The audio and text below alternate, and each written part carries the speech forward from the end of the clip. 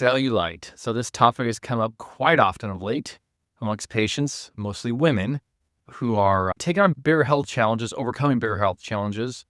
And they get to the point where, you know what, I'm feeling pretty great. Energy's so much better. My bowels are working better. Joint pain's better. Headaches are better. But you know what? I actually have this thing, this cellulite, that I'm noticing is increasing or I've had forever. And I want to stop it, or is there a way to decrease it, eliminate it? Because I'm so much better otherwise. But got this deal. So I think if there's a functional challenge, say cellulite, that you would prefer to live without, then get ready to bring it up and let's make some moves to see if we can stop it, decrease it, eliminate it. And the first thing to consider when it comes to cellulite is, what is it that promotes cellulite formation and the visual of cellulite? So 100% there is some hereditariness to cellulite, but just because people in your family lineage have cellulite does not mean you need to turn on those genes for yourself and have it in abundance as well. So I would consider 4 promoters of cellulite when you think about how I'm going to eliminate it or reduce it in my life. And the first one is, am I estrogen deficient? Low estrogen, like in perimenopause, menopausal states, does promote a weakening of the connective tissue matrix, which will serve to worsen cellulite or make it manifest. And estrogen plays a strong role in the stimulating of collagen production. So cellulite shows up when fat cells beneath the skin start pushing up against the connective tissue, while at the same time, basically the fibrous cords that are connecting your skin to your muscle start pulling down. And the end result is that kind of puckered surface we call cellulite, very uneven. So secondly would be inflammation. As usual, when the body is in any kind of challenge or things that we don't desire, usually inflammation is present. Essentially the same process that occurs when estrogen deficiency and collagen breakdown happens is also happening when inflammation goes unchecked. Interestingly, chronic inflammation can actually inhibit fat breakdown. This could be, if you want to lose fat, maybe decrease inflammation, right? And it can promote fat storage in estrogen-sensitive areas like the thighs and the buttocks. So it's important to look at our life where we can remove excess toxin exposures, whether that's pseudo foods, that's relationships, that's living situations, that's work situations, that's mold, that's anxiety, that's busy living, because those all are going to increase inflammation. Third, sedentary living.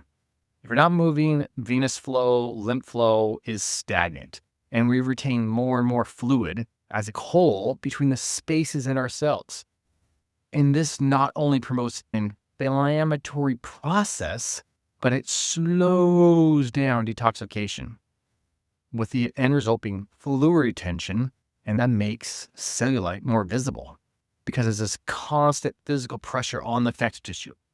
So say you sit for 6-12 hours a day, that's a recipe for increased cellulite. All right, fourth is muscle loss. One of the greatest challenges of aging is called sarcopenia, which is a word that essentially means losing muscle or aging muscle, muscle essentially becoming disease-ridden. Getting skinnier, it's not going to help with cellulite. In fact, it will likely make it even more prominent.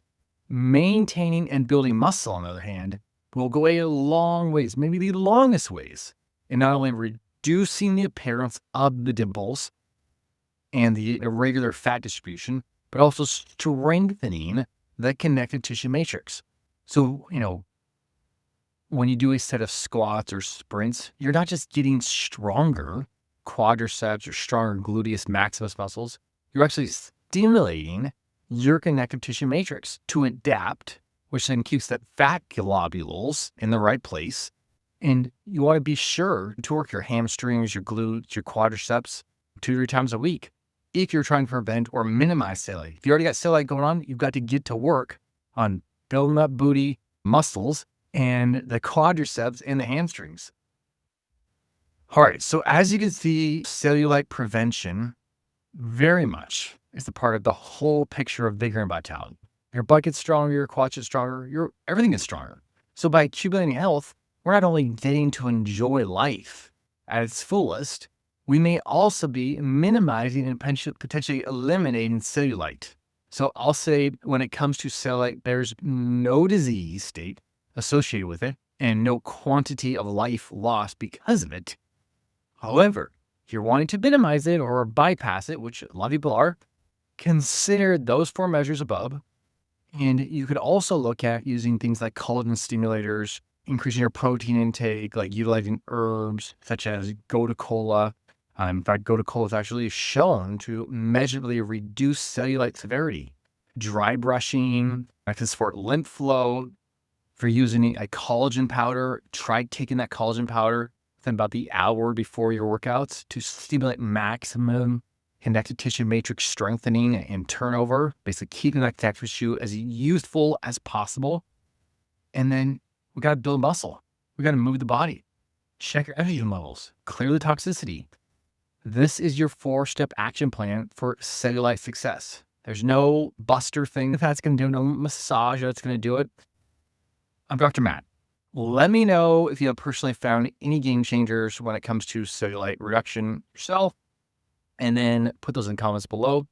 And please share this with your friend who just bought that cellulite buster gun and let them know, friend, that's what you need to do. That's what we got to look at. You got to see the whole picture.